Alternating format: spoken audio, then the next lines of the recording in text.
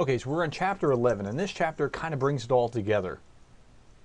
This chapter only talks about a few things, but we have to unpack these things. So we talk about how strategic thinking and choices can promote direction, alignment, and commitment. And then we talk about strategic leadership practices.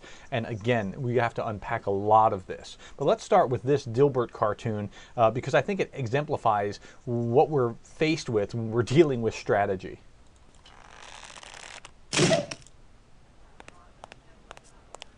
Dilbert, all of our projects are floundering. I've decided on a bold new strategy. Let me guess. You're going to randomly reorganize the department, just like last month. You have to admit that's bold. And I want you to notice a number of things about this. The boss is doing all the thinking himself, right? All the great ideas are coming from him. It's a bold new strategy. And Dilbert has no part of it.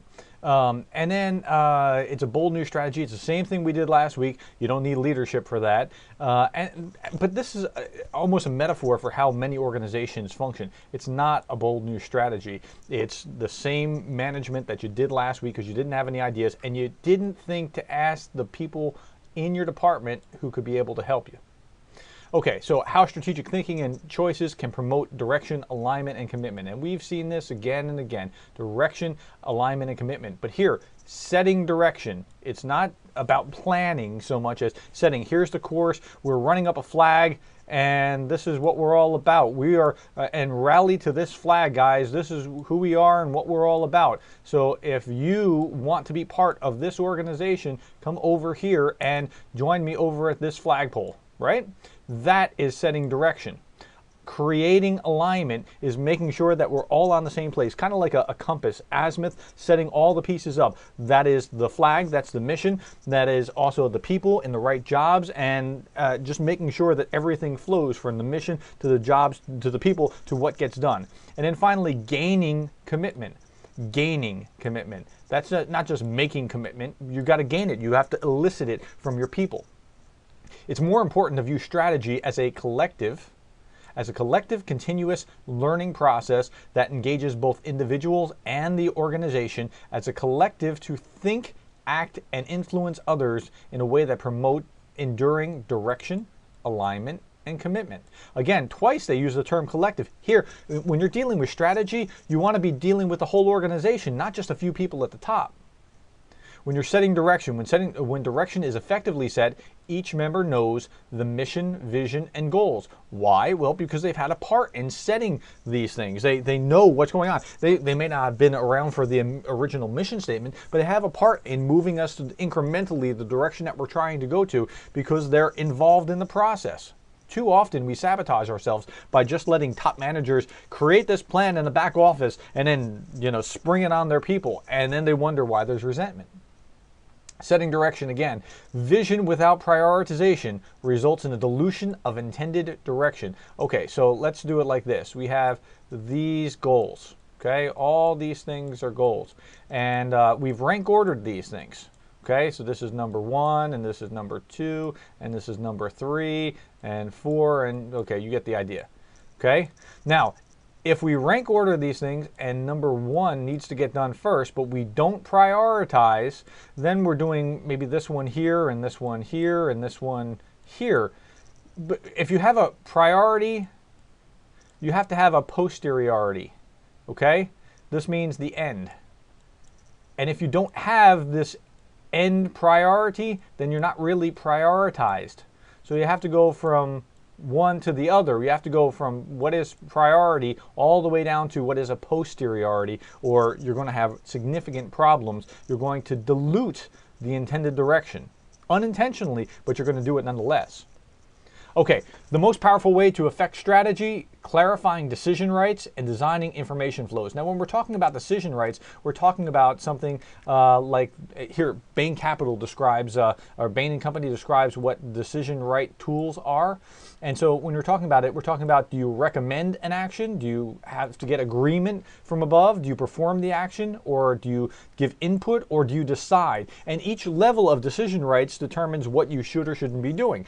I want people to decide as much as possible and make and require me to be a bottleneck as little as possible. Okay? Creating alignment. Alignment requires focus on both systems, that is management, okay, and the way people work together, which is leadership. So look, systems are management, planning, leading, organizing, controlling. Any standard management textbook is going to talk about those things. That's the essence of management. But leadership is different. It deals with direction, alignment, and commitment. We've been talking about this all throughout this course. But can you see the difference? The difference between planning and direction is significant. We're not just huddling in a back room somewhere. We're actually going instead to set this direction. This is what we're all about. Come rally to this flag. Okay? Leading, we'll just take that out. Organizing, the difference between organizing and alignment. You're not just a box on the organizational chart. No, are you in the right place as a person? Are you doing the right task? And then the difference between controlling and commitment. Well, commitment is demonstrated by the willingness of people to expend effort toward the needs of the collective, again, toward the collective, over and above the effort they expend to meet their own individual goals. Remember this lady in the cubicle? We talked about the difference between control and commitment earlier in a different lecture, right? Control, well, if her butt's in the chair for so many hours, well, then she's so productive. No, it's a function of the work completed. And none of these things, monitoring, rules about wasting time, tracking software, surveillance camera, is going to encourage commitment. What's going to encourage commitment are things like empowerment, providing her the tools, actually caring about the individual person, right? Showing her how she fits into the line, into the bigger picture of what we're trying to accomplish. Those kind of things will elicit commitment. Strategy is as much a learning process as it is about the strategy itself. Okay, so when you think about strategy as a learning process, it becomes a dynamic, spiraling process of synthesis as opposed to a static, closed-loop process of analysis. Look at the difference between synthesis and analysis. Synthesis is a continual unpacking and recreating. Analysis is this one-time thing, and hey, we have the strategic plan, so now go do it. No, we're constantly involved in doing more. So here's the loop. We're assessing where we are. Then we get everybody to understand where we are and where we want to go. We collectively get together and try to understand and hash things out. Then we learn how to get there. Then we make the journey together, and then we check our progress, and then we reassess. And reassessing is essentially this part of the repeating cycle. Okay, so we keep looping around and around, but it's a continual, ongoing, together process of organizationally learning, not just a couple top managers at the top. Another way of looking at this, here we're assessing where we are. That's like going back here, assessing where we are. And then we're understanding who we are and where we want to go. That's the place of vision, mission, values, that kind of thing. That's the second part here, understanding where we want to go. Learning how to get there. And again, learning how to get there, that's next in line.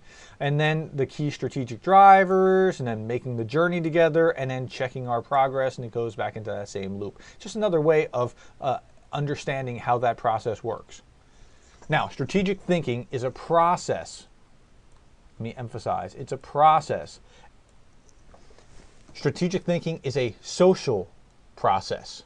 Okay, so the quote in the text is the strategic thinking process is as much social as cognitive. Too often we get in our heads and think, oh, well, we just have to think about it the right way, but it's social. We'll get as much from involving people as we will from any other part of this process. As much as thinking through it the right way, we'll get better thoughts and we'll get more commitment and involvement if we involve people in the process. Strategic thinking involves a variety of skills, including scanning, visioning, reframing, thinking in terms of systems, and making common sense. Okay, that's fair. When strategy is well enacted, the actions throughout the organization align with the strategy, and then bold steps are taken that move the organization forward and also inform future strategy. But why is it that we often don't have any bold steps? It's because people aren't involved. And then when a strategy comes to them, they go, this isn't the best way to do this. I've been doing it like this, and you want me to do it like that? It's not going to work as well.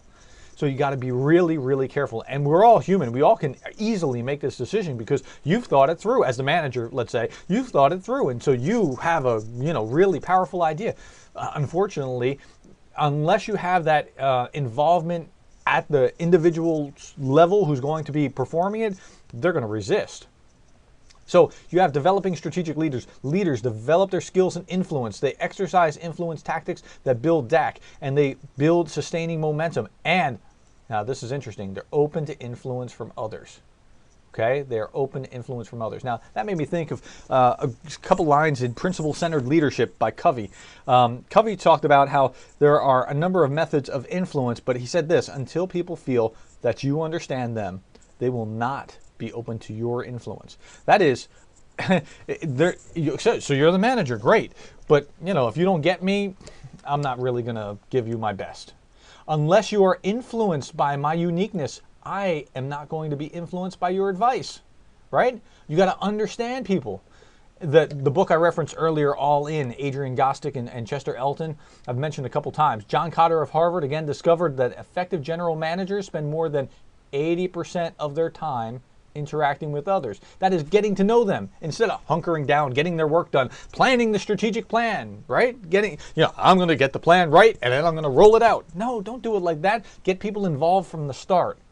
Investing time with employees, peers, and clients, they were better able to perceive issues that were arising because they had spent 80% of their time, right?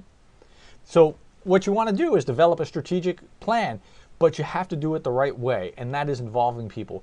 Yes, you have to have a cognitive model, assessing the organization's current state, that's right, providing guided practice through an intensive business simulation situation, maybe a way of getting there, but remember, the framework itself is less important than the dialogue and the shared understanding that it generates. Okay? It's not about having the plan. Look, there's a military statement that's been common for many, many years. No plan survives contact with the enemy.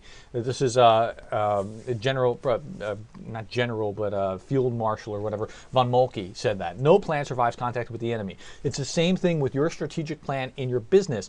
Once you have a strategic plan, circumstances are going to change it. But here, this is why he said that. The importance of the plan is not that you have a plan, but that you have worked with your people to understand what the plan is so that they understand what you're trying to do and can react and adjust. And that is what's important here. The dialogue is so much more important than the plan itself. One of the best ways to start dialogue is to conduct a survey or a quick assessment of the current state of the organization. That's how you can get things moving and start talking about things. Okay, so again, the goal in strategic planning is not just a plan, not just to have something on paper, but this dialogue that it creates. And finally, the learning retention rate of the standard lecture. Like sometimes we go into an organization and we have a plan and then we have a company meeting and we say this is how it's going to be. It's just like a lecture. The learning retention rate of a standard lecture is quite low compared to the opportunity a person has to practice analyzing data, developing strategic dialogue with their team, making mistakes, and seeing results. To practice doing these things. Remember earlier we talked about how leadership development takes place when you are actively doing these things? Okay, so you need to create an opportunity for your people to do it. Now look at this. That last statement about how learning retention rate of the lecture is low, well look at this. This is the cone of learning. And what we educators understand is that we only remember about 10% of what we read, which is pretty poor. We remember 20% of what we hear. That's like a class lecture. And if you read and you have a class lecture, great. You remember a little bit more. We remember 30% of what we see, which is why we have a lot more classes that have visuals now than what we used to have. So if you walk into an on-campus class, you'll likely have a professor doing a PowerPoint presentation or writing on the board. That's a plus. We remember 50% of what we hear and see. That's even better.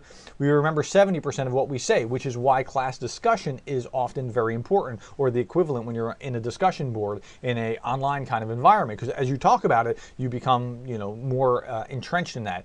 But we remember 90% of what we both say and do. Okay, so when you're simulating a real experience or doing the real thing, as we're doing in this class, you remember more. It's more sticky. And then the ultimate goal, the development of strategic leadership must happen not just at the individual level, but at the team and organizational level as well. So if you understand how this works at the individual level, the next step is to import this into your team and work with others to make this work together. Okay? Wow, we've covered a lot here. We're at almost 15 minutes, and I'm sorry for going long on this particular lecture, but this kind of ties it all together. Thank you so much for your time and your willingness to listen. Again, listen to the lecture again if that will help you, but I really appreciate all the time and hard work that you've put into this.